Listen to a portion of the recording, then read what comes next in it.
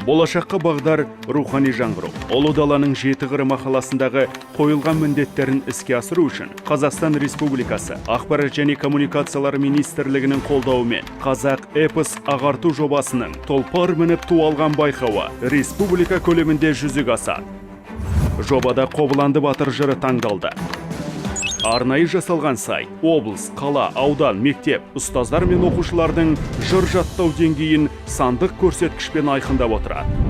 5000 мектеп, 25000 ұстаз, 50000 оқушыға жыр жаттату арқылы әлемдік деңгейдегі рекордтарды жаңартып, жылдық Гиннес жинақ кітабына ену көзделіп отыр. Бірінші кезеңге 179 аудан, 37 қала. Екінші кезеңге 14 облыс пен Астана, Алматы, Шымкент қалалары қатыстырылады. Байқау хабар телеарнасы арқылы көрерменге жол тартады.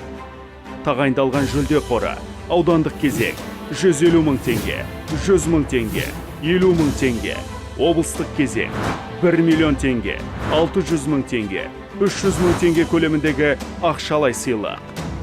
Ұстаздарға тағайындалған жүлде қоры қомақты қаржылай сыйақы. Мақсат 2019 жастар жылын кешенді қолдау аясында жас санаға ұлттық тәлім-тәрбиенің негізін қалыптастырып, қазақ тілі мен әдебиет пәні мұғалімдерінің біліктілігін арттыру.